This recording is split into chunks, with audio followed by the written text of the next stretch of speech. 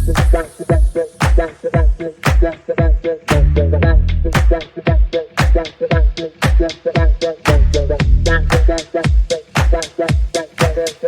right, so today we're going to take a deep dive into how to avoid over-optimization.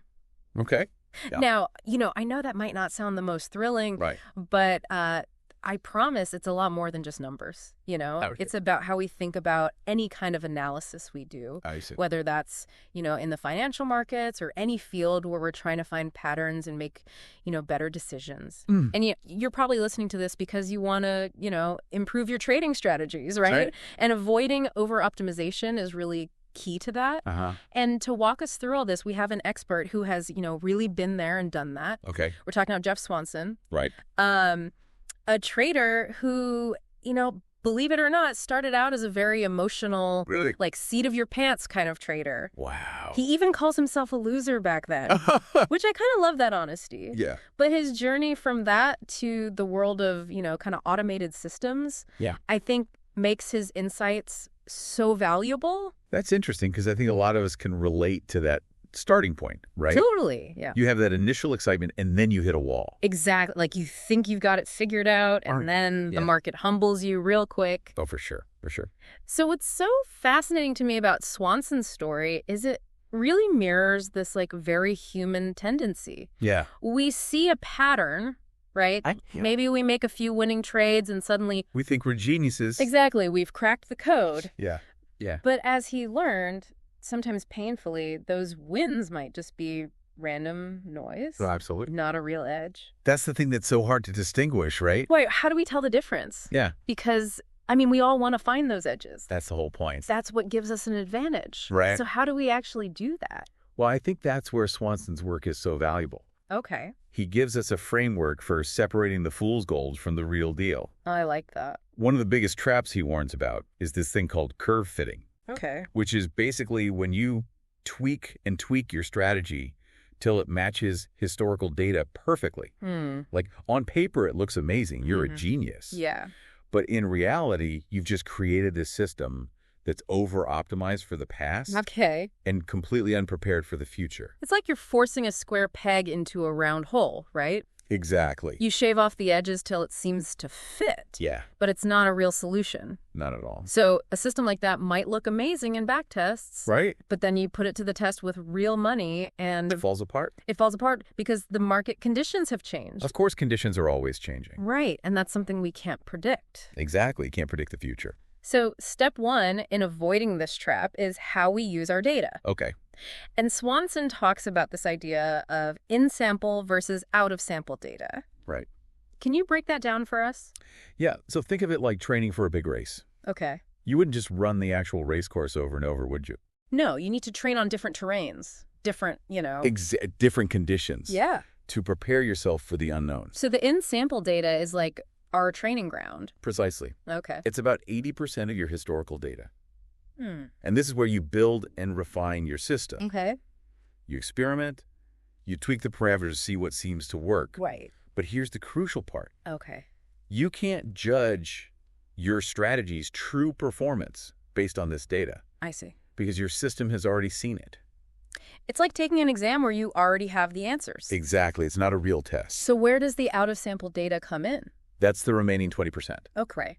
The data your system has never encountered before. Got it. This is the real test, the race day. Okay. You apply your strategy to this unseen data, and that's how you get a genuine sense of its performance. Now, here's where it gets really interesting. Right. Swanson says, even if your strategy bombs on the out-of-sample data, you should resist the urge to tweak it. Oh, that's tough. Why is that? Because the moment you start tweaking based on that future data, you've contaminated the experiment. Okay. It's like peeking at the answer key during the exam, right, and then changing your answers. And then you're not actually testing your system. Exactly. You're just curve fitting to a specific outcome. So let me see if I understand this. Sure. Say I'm back testing a strategy for, I don't know, betting on which way the price of gold will move. Okay. I develop my strategy using a year's worth of data.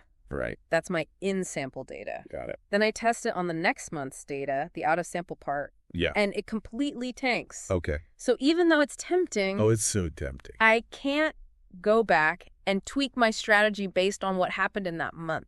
You got it. Because essentially, I've used information from the future to improve my past performance. Exactly. Which creates this, like, false sense of confidence. It's an illusion. It's an illusion. Yeah. So the out-of-sample data is really just a pass-fail test. I like to think of it that way, yeah. You either trust that your system as it stands can handle new information, or you go back to the drawing board. Right.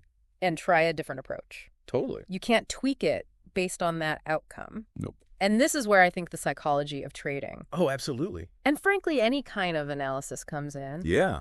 It's tough to resist that urge to tinker. Oh, it is. To optimize for every little thing. We all want to be perfect. Right, but that's where we get into trouble. That's where the overoptimization trap lies. So, okay, we've got our data split up. All right. Now, how do we actually optimize our strategy without falling into that overoptimization trap? Well, Swanson has this really cool concept called robust optimization. Okay. And it's about shifting our focus from finding the absolute best parameters to finding ranges where our strategy performs consistently well. So he actually uses this great visual. I love this. This bar graph showing how a particular parameter affects the overall profit. Yeah. And he's not looking for the tallest bar. Right. Not the absolute peak. Not the absolute peak, but rather areas where the bars are consistently high. Exactly. And he calls these stable regions. Stable regions. I love that. And what I find so brilliant is that he often recommends choosing the middle value. Yeah. Within that stable region. The middle way. It's not about squeezing every last drop of profit out of the historical data. No, it's about resilience. But finding that sweet spot where our system is resilient and can handle some variation. Exactly, because the market will always throw curveballs. It's almost like diversifying your portfolio. Oh, I like that. But instead of spreading your bets across different assets, you're diversifying across parameter choices.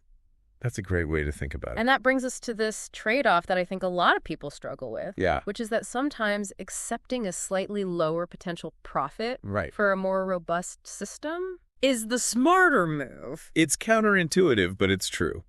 This is where I think Swanson's background as a trader really shines through. He's not just talking about, optimizing numbers on a spreadsheet. Right. He's talking about managing risk. Right. Understanding that the market will always throw you a curveball.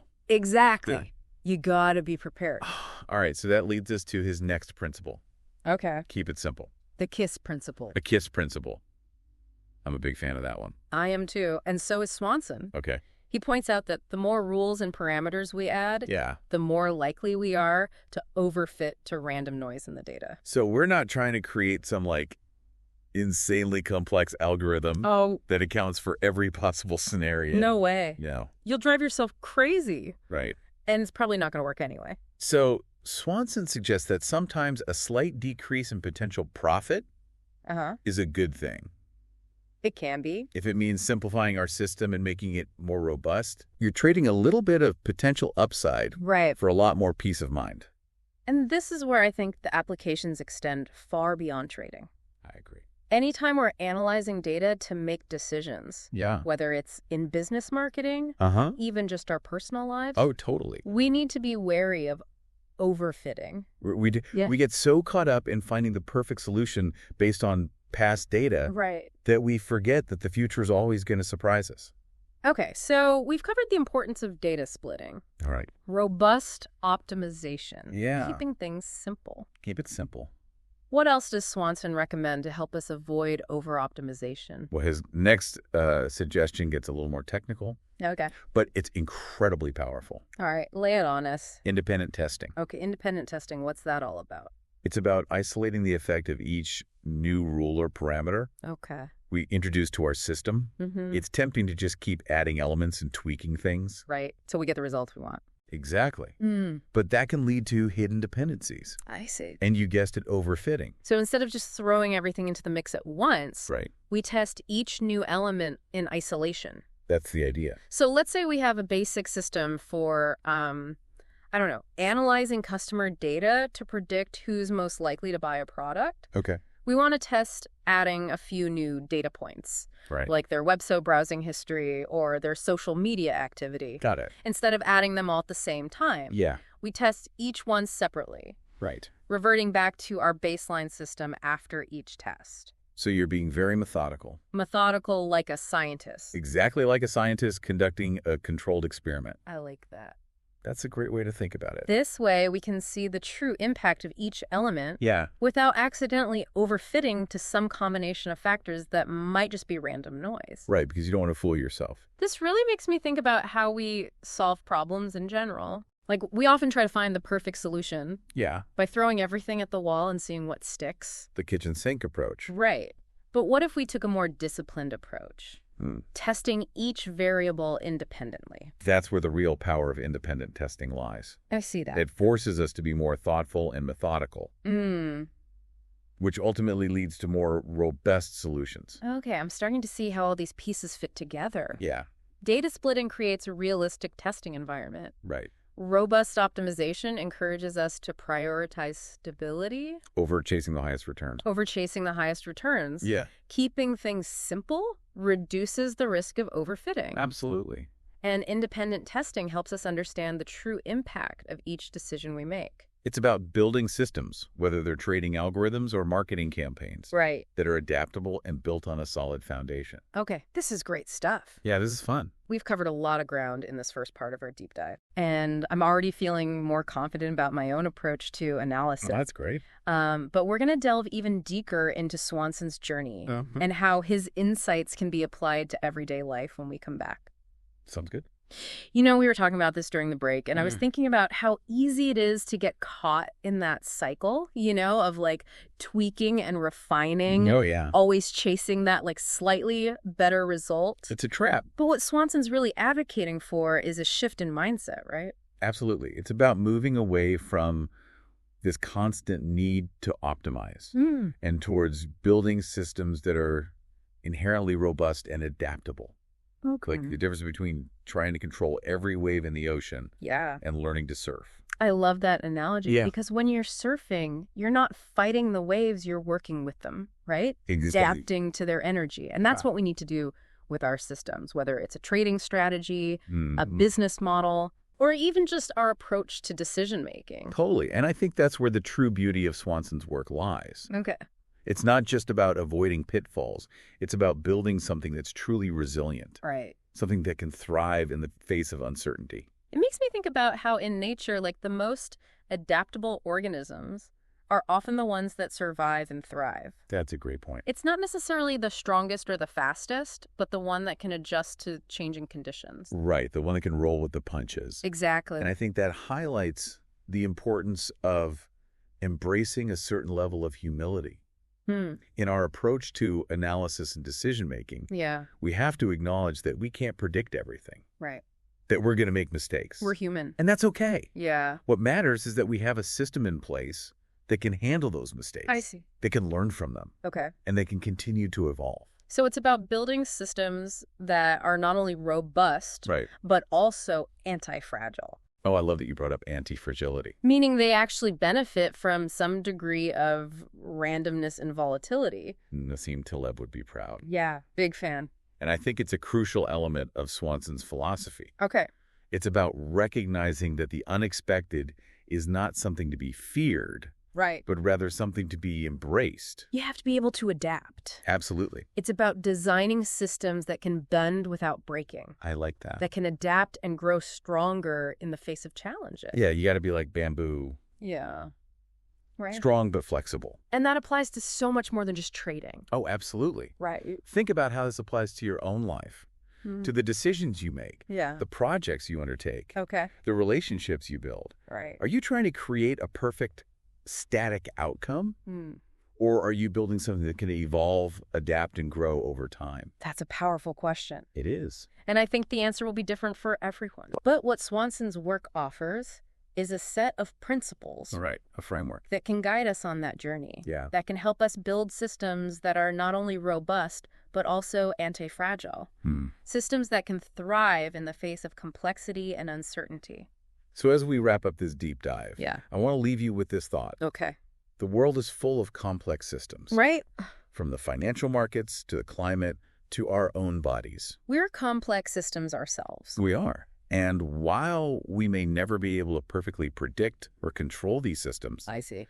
we can learn to work with them to adapt to their rhythms and to build systems of our own that are resilient, adaptable, and ultimately more successful. That's a great note to end on. Thanks. Thank you for joining us on this deep dive into the world of overoptimization and how to avoid it. It's been a pleasure. We hope you've gained some valuable insights that you can apply to your own trading analysis and decision-making. I hope so, too. Until next time, happy trading, and may your systems be ever robust. And anti-fragile. We're back, and, as we were talking about these principles, I was thinking about how easy it is to get caught up, in that cycle of tweaking and refining. Oh, yeah. Always chasing that, slightly better result. Exactly. But Swanson is really advocating for a shift in mindset, isn't he? Absolutely. Yeah. It's about moving away from that constant need to optimize, and towards building systems that are inherently robust and adaptable. It's like the difference between trying to control every single wave in the ocean and learning to surf. Oh, I love that analogy. Yeah. Because when you're surfing, you're not fighting the waves, you're working with them. Exactly. You're adapting to their energy. You got to flow. And that's what we need to do with our systems, whether it's a trading strategy, a business model, even just our approach to decision making. Our own lives, yeah. And I think that's where the true beauty of Swanson's work lies. Okay. It's not just about avoiding pitfalls. It's about building something that's truly resilient.